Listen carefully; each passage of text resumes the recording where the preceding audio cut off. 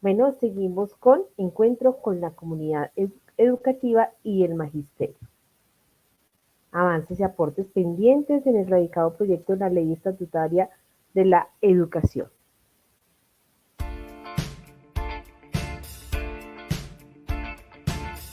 Encuentro con la comunidad.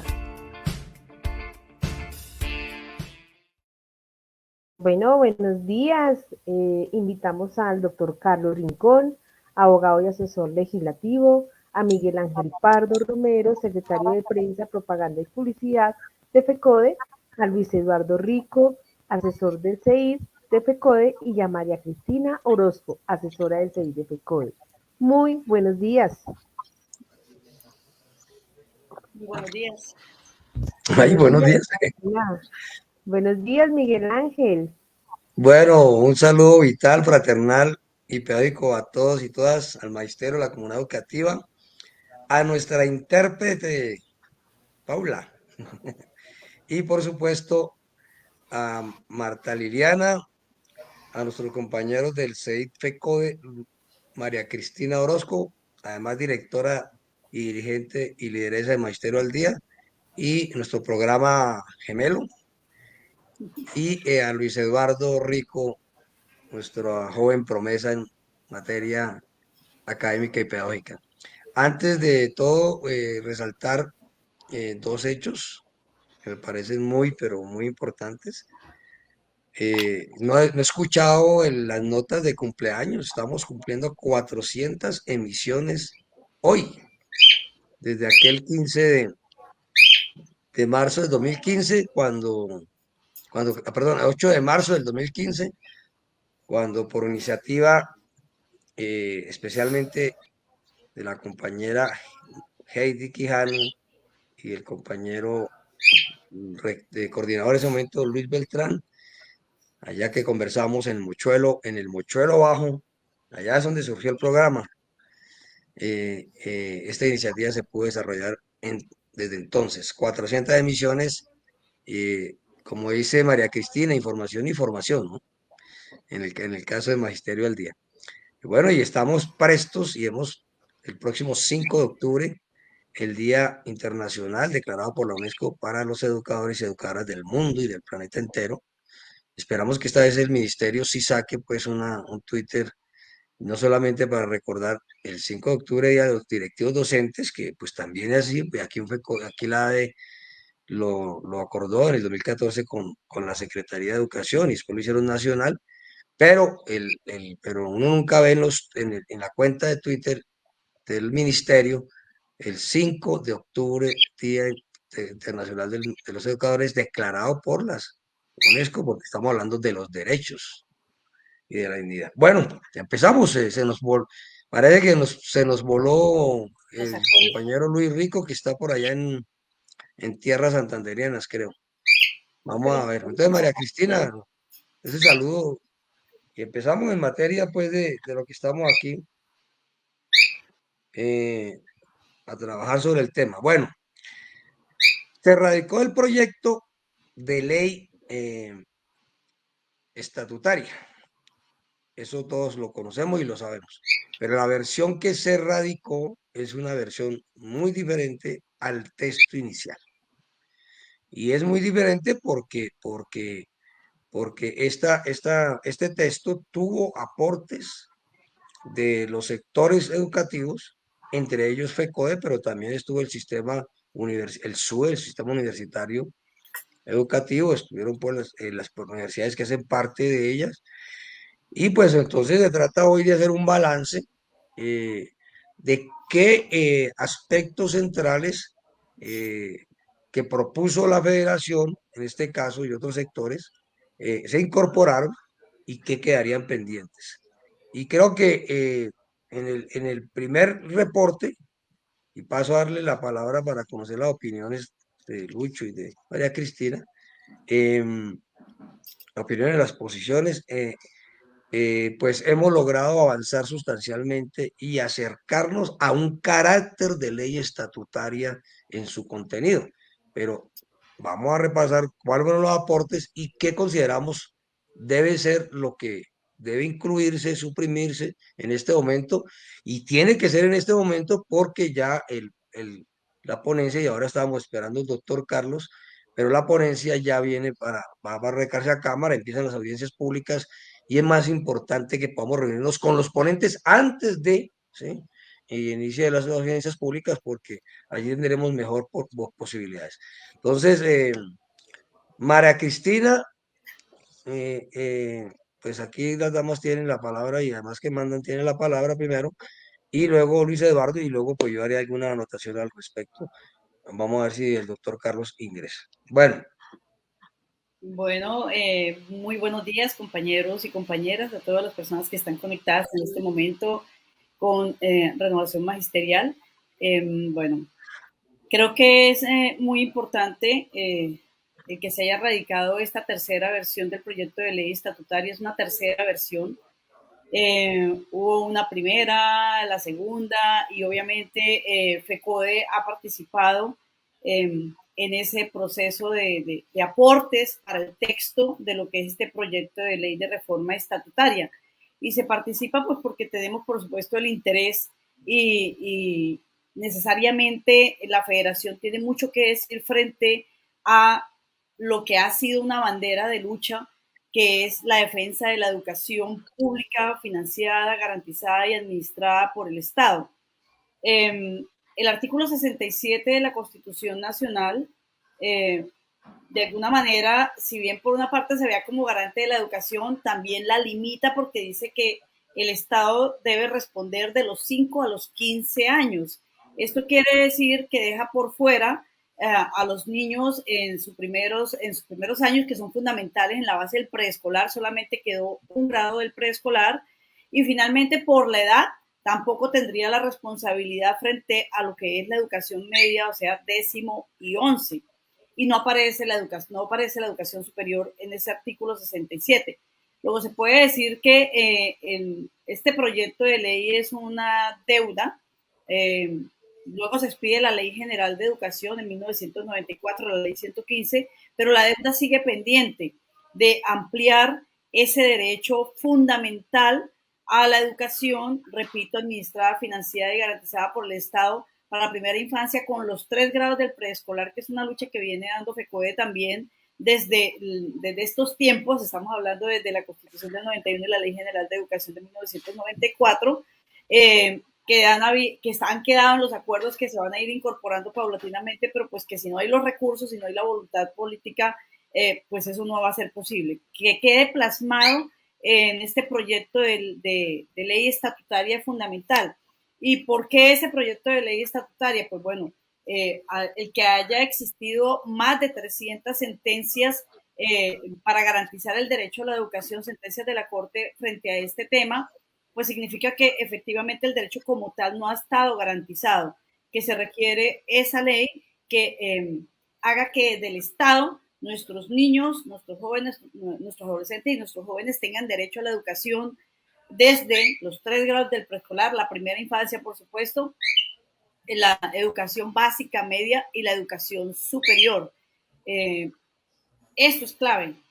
Obviamente, pues bueno, hay cosas que hay que agregarle, que hay que mejorar en el texto, términos, el lenguaje, de alguna manera, pero pues bueno, esto pasa a los debates de Cámara, y ahí es importante la participación de FECODE en estos aportes que hay que hacerle. No sé si hasta ahí dejo para darle la palabra a mi compañero. Luchito, que está en tierras santanderianas, nada pingo. Sí, señor, estamos aquí en estas bellas tierras de Correría acompañando a los compañeros, entre otras cosas, pues haciendo algunos comentarios acerca de un carácter que es muy poco o que ha sido muy poco explorado y mencionado en este asunto de la ley estatutaria. Con los buenos días a los compañeros, a las compañeras, a Miguel Ángel, a María Cristina, a todos los que nos siguen, a la comunidad educativa, y haciendo la invitación, el énfasis acerca de la importancia que reviste este proyecto de ley estatutaria en un marco muy particular. Yo creo que cuando uno hace el análisis de la norma, al menos dentro de lo común, uno puede hacer al menos 3 lecturas. Una es la lectura jurídica, cómo está estructurada la norma, si esa norma se plantea en qué términos. Otra es la lectura de carácter lingüístico, si se quiere, la composición de los textos, el asunto semántico, el asunto de la terminología, todo eso está vinculado. Pero otro es el carácter, y muy particularmente para Colombia, de relevante importancia, el análisis o el carácter sociológico.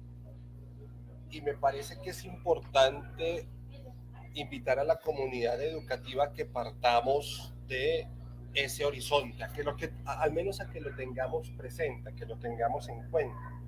El carácter sociológico, ¿qué implica una ley estatutaria como la que se presentó, como la que se radicó en un estado como el colombiano, en una sociedad como la colombiana? El próximo año tenemos una celebración, una memoria muy particular frente a la ley 115 de 1994.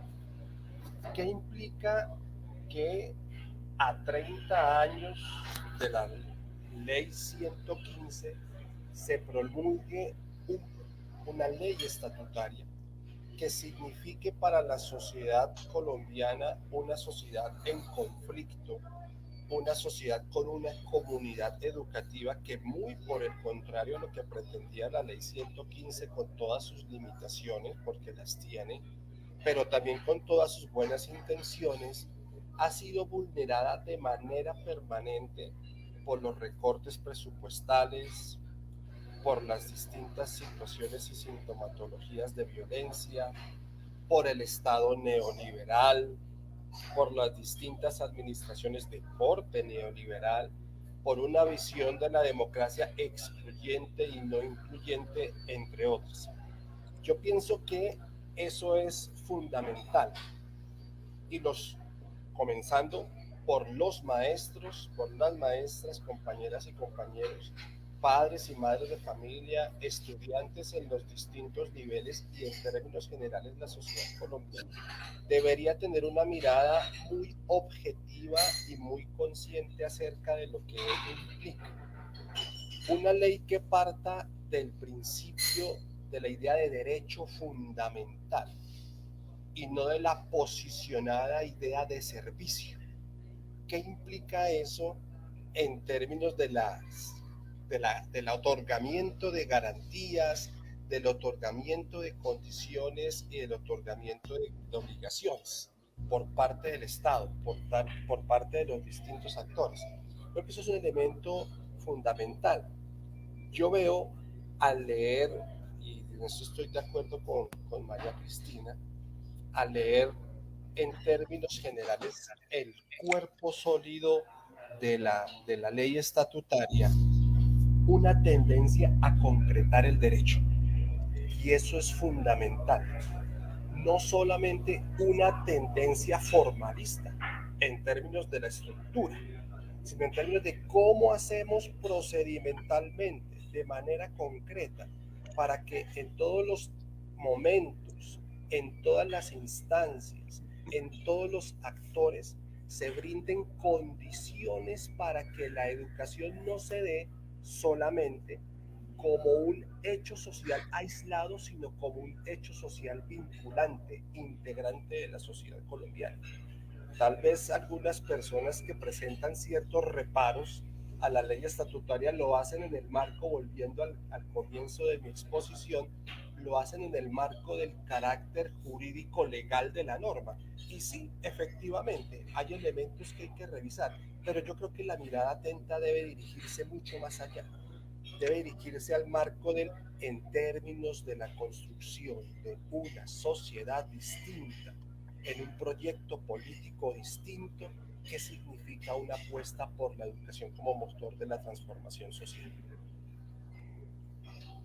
Bueno, eh, entramos en el terreno de las coincidencias, entonces creo que vale la pena resaltar lo siguiente. Uno, creo que los aportes entre los aportes más importantes que hizo la federación, uno fue el de la expresa solicitud de que el artículo 67 no podía ser el artículo rector del proyecto, pues porque el artículo 67, como ya lo dijo María Cristina, había negado o limitado el derecho. Y precisamente si hubiera sido el rector de la ley, pues no estaríamos haciendo absolutamente nada. Me parece que queda absolutamente superado el artículo 67 en el proyecto, nos parece por lo visto, no solamente porque incluye el preescolar la obligatoriedad y la responsabilidad del Estado en todos los niveles, modalidades o áreas, sino que adicionalmente, pues tiene la característica absolutamente clara de que eleva a condición de obligatoria el preescolar de 3 grados y la educación media, que no lo son ahora, y va más allá en las responsabilidades, y creo que aquí hay que señalarlo también, es el de la educación inclusiva, habrá que hacerle algunos ajustes al texto, el de la educación rural y campesina, pero que incluye una serie de conceptos muy importantes como el de soberanía alimentaria y la relación con el tema de la tierra, el de la de educación para víctimas, y esto es una expresión del reconocimiento de que hay que incorporar a la política educativa pues los temas de memoria, pero adicionalmente resarcir lo que fue la negación del derecho para un sector de la población. Está también muy claro el tema de la igualdad de género, que es absolutamente otro concepto.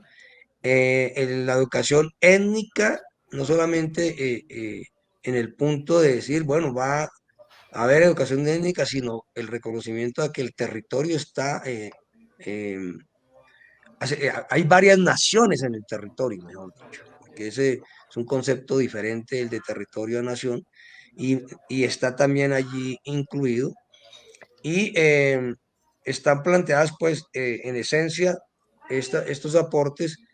Está el de educación de adultos que merece, eso sí, merece una modificación. Allí no se atendió la modificación porque la educación de adultos está planteada más bien como una educación para la alfabetización y una educación como si estuviera por fuera del sistema formal.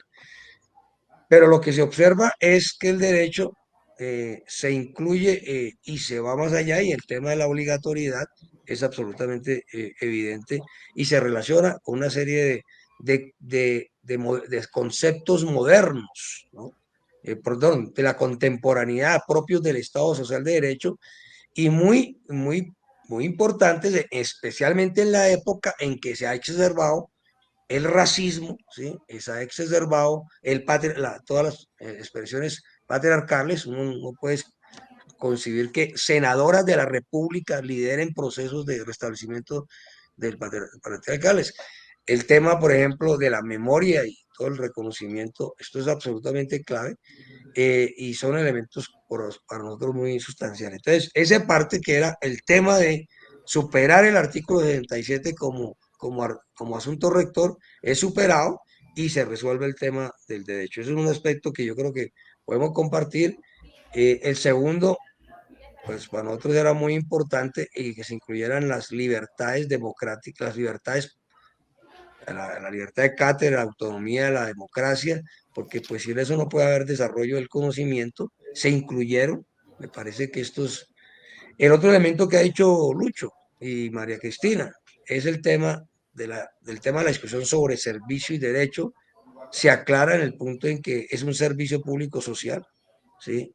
Además, por supuesto, lo que predomina en todo el texto es el tema del derecho, no el tema del servicio. Y en materia de financiación, que era el asunto que María Cristina hizo una referencia con marcador y resaltador, pues le corresponde a las leyes de señalar que debe haber financiación estatal y adecuada, si no el derecho no se materializa. Aquí hay unos avances, me parece clave, el tema de la gratuidad, el tema de la obligatoriedad de la educación media y de la educación preescolar implica financiación, porque eso no puede. Y hay otros elementos claves como la incorporación en los últimos artículos que se dicen que se incorporan todos los convenios internacionales sobre derechos humanos y fundamentales que ha firmado Colombia, que constituyen el derecho. Me parece absolutamente sustancial, pero sí creemos que debe reafirmarse, ponerse con mucho más claridad, estamos de acuerdo, eso. El Estado garantizará una financiación estatal y adecuada. No tiene que decir cómo, porque eso no es de la ley estatutaria, no tiene que decir si es un porcentaje del Producto Interno Bruto o es una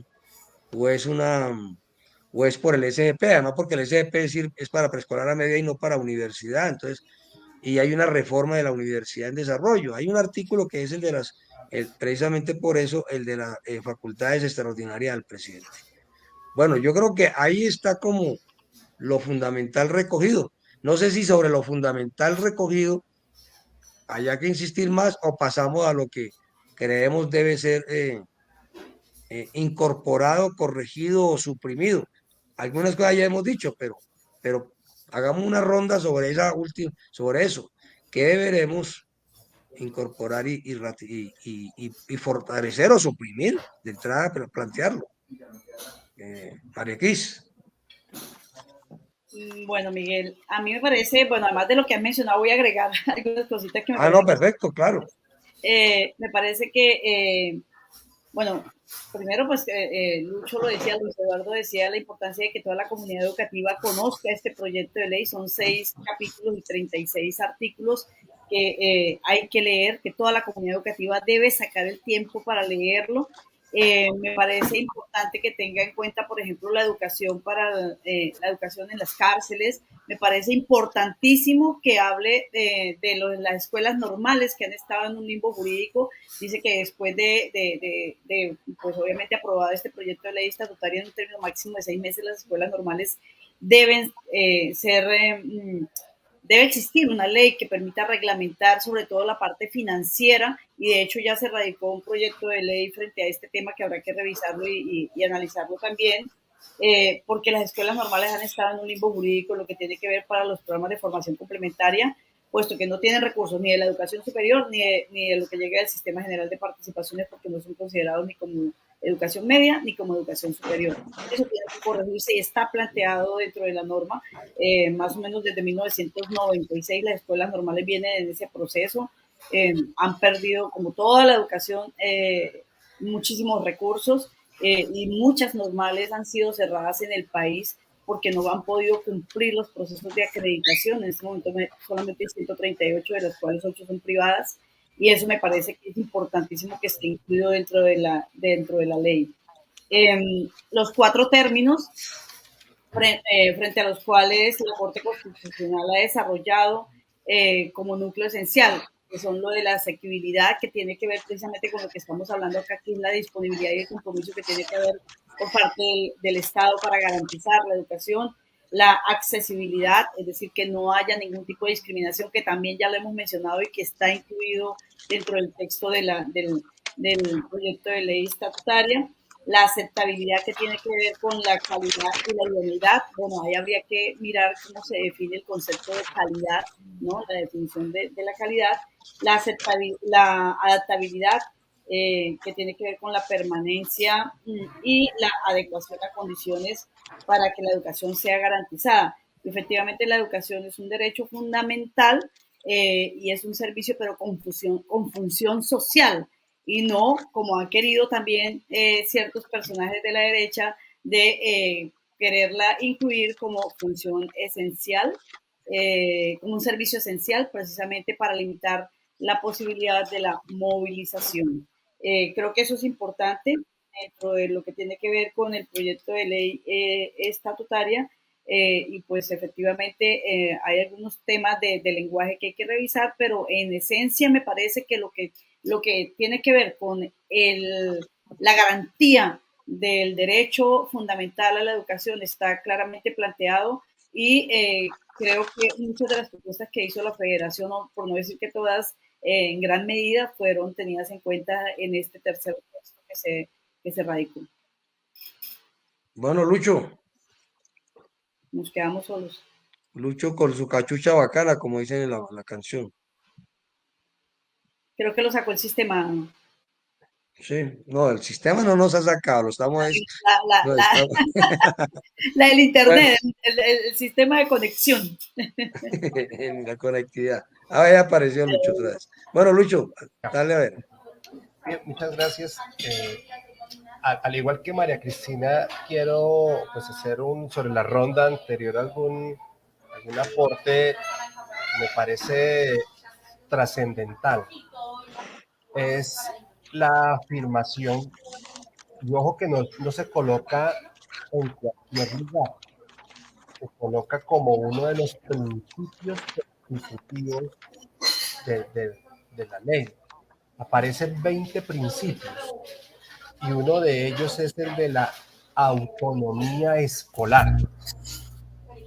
En un espectro educativo del sistema educativo colombiano, en el que sobre todo las instituciones educativas de educación preescolar básica y media han sido relegadas a la parte más trasera de lo que pueda ser entendido o pueda concebirse dentro del sistema educativo en la práctica, donde las instituciones educativas poca o nula autonomía escolar tienen. El asunto de la autonomía escolar como, y ese es el asunto, el centro que creo que es importante, como capacidad para elegir, como capacidad para decidir, es central.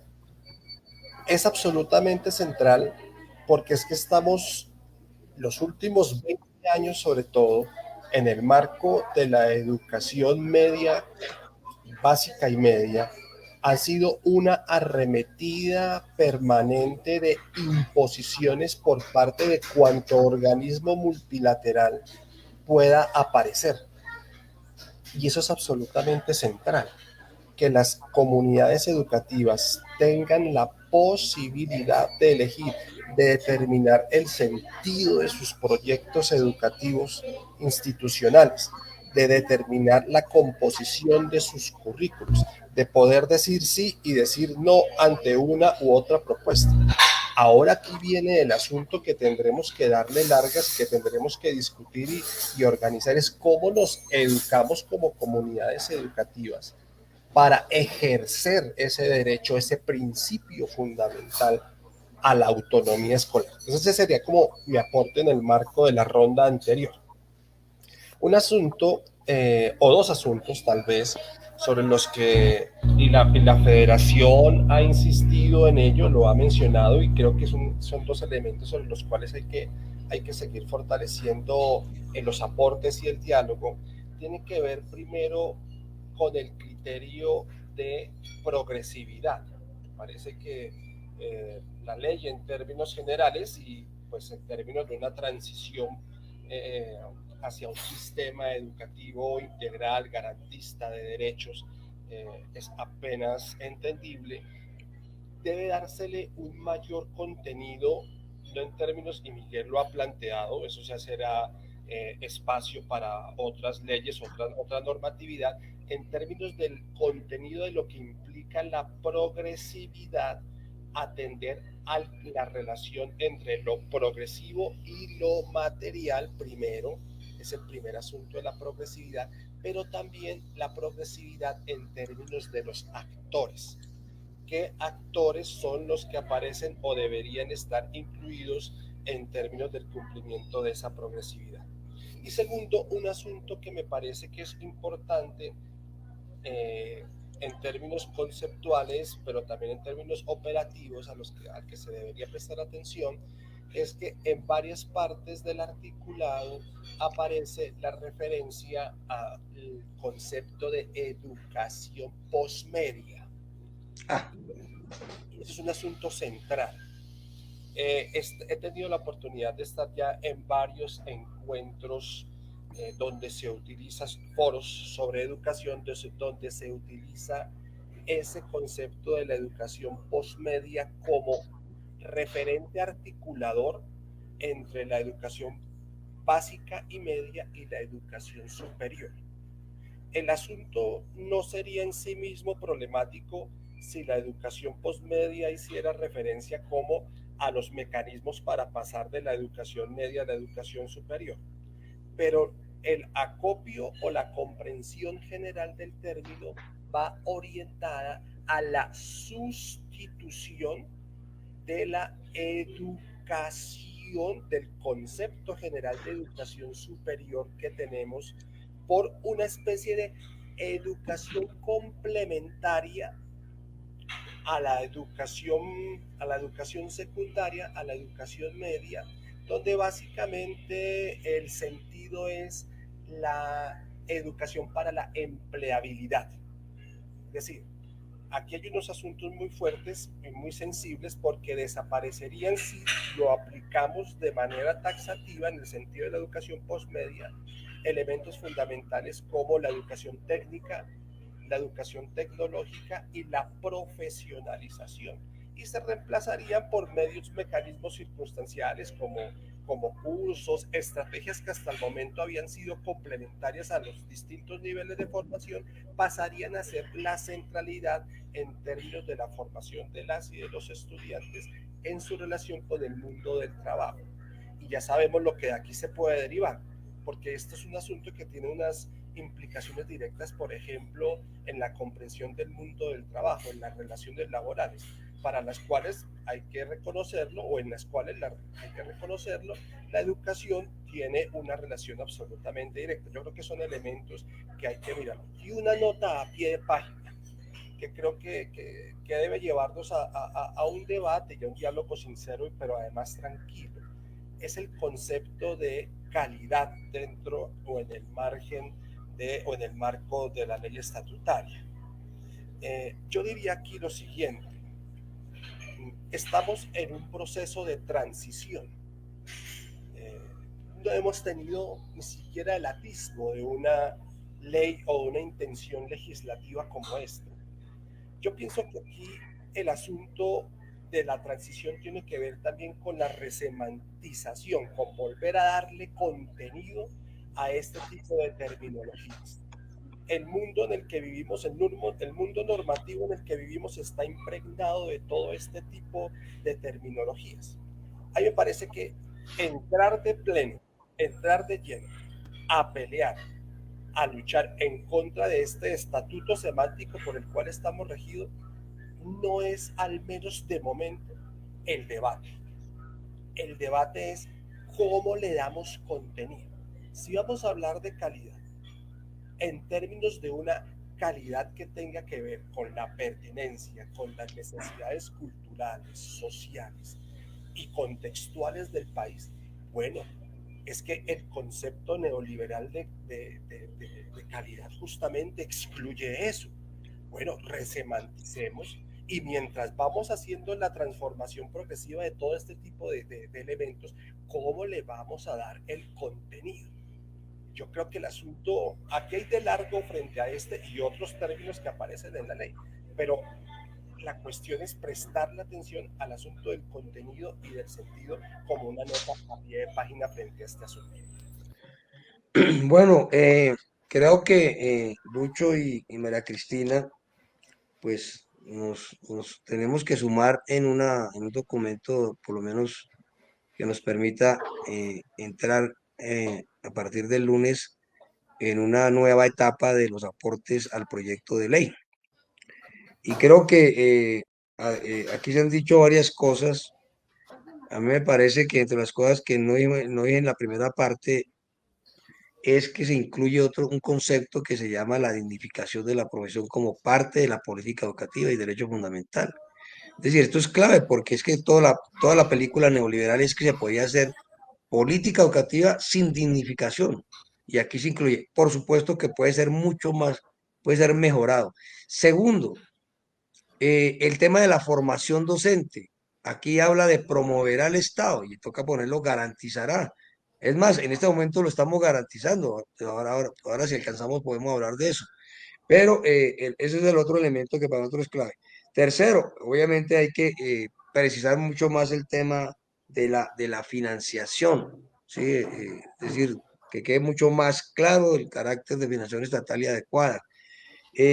Cuarto, sí tenemos una discusión del tema de la posmedia. Yo creo que nosotros tenemos que mirar eso con mucho cuidado porque cuando usted dice posmedia, entonces todos los recursos se van a destinar a la posmedia y lo que hay que hacer es universalizar la educación media, especializada técnica o académica, fortalecer los institutos técnicos y diversificados y eso es parte del asunto, pero ahí hay una concepción que nosotros tenemos que también rebatir, me parece muy importante, Lucho y María Cristina, es que yo no concibo ninguna educación que no sea para el trabajo, entonces yo no entiendo dice, esta es para la formación académica y para la universidad, y esta es para el trabajo. Como si como si uno saliera de la universidad y se pusiera una batola estilo profesor griego y ya, es decir, nosotros vamos a salir a trabajar y yo creo que esa es una concepción que hay que solicitar y estamos de acuerdo y surge muy bien de esto que debemos ponernos en esa tarea hay que reformular el de la educación de jóvenes y adultos y creo que estos elementos que se han dado acá podemos volverlo a concentrar en un documento que nos permita hacer este planteamiento más lo que otros sectores así lo planteen. Bueno, esta es una discusión que también está desarrollando el CEIR y tiene que desarrollarla en todo el país. Entonces, vamos para adelante. Ahí hay una discusión táctica que yo creo que está superada hace rato. Si debemos presentar un proyecto de ley estatutaria sin que se reforme el artículo 67, por supuesto que el artículo 67 sería lo deseable, ¿sí? Pero ya esa discusión táctica se resolvió hace mucho rato, cuando precisamente el movimiento pedagógico se decidió a presentar un proyecto un articulado para un proyecto de ley de general de educación, cosas que se hicieron a pesar de que la Constitución limitaba cosas como la educación preescolar de 3 grados, se hicieron.